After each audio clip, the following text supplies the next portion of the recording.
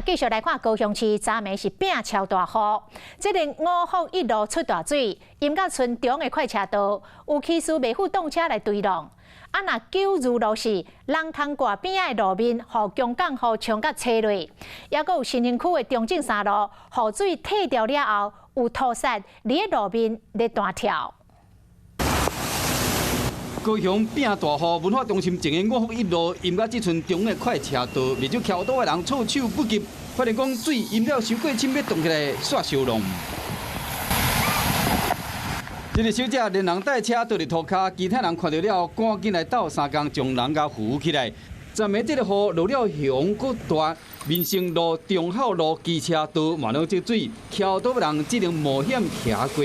成功路较低所在、位较悬的所在流落来的水，袂输是一条溪共款，搁较下面也有站。车过来遮。安尼几尾啊4尾，哦。中正三路的边仔，水一个提起了后，路面出现土石一直跳，民众赶水桶来滴了，一粒就有几啊尾。不知道他们要干嘛，但总之不能让他们在这边跳吧。哦，把它丢到。 不然碾过去也是那个。对对。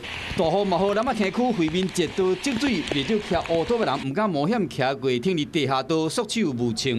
九如路有人空挂边的路面，因落雨乱咧落落去，水利局赶紧来抢修。红山这间减速机担摆伫大顶的物件，拢总淋着雨，受到对流分析发展旺盛影响，高雄市区昨暝一直到11点为止，上大落雨量伫咧新兴区。 1点钟的落雨量达到77.5 mm， 瞬间的大雨根本就袂付消透。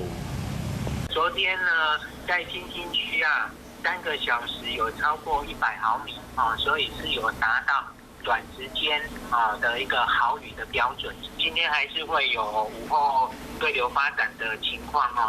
高雄伫半暝雨落够大，各界警报一直弹，造成有真个所在有淹水的灾情。 晚间9点，邀请您与世界同步，60分钟掌握全球脉动。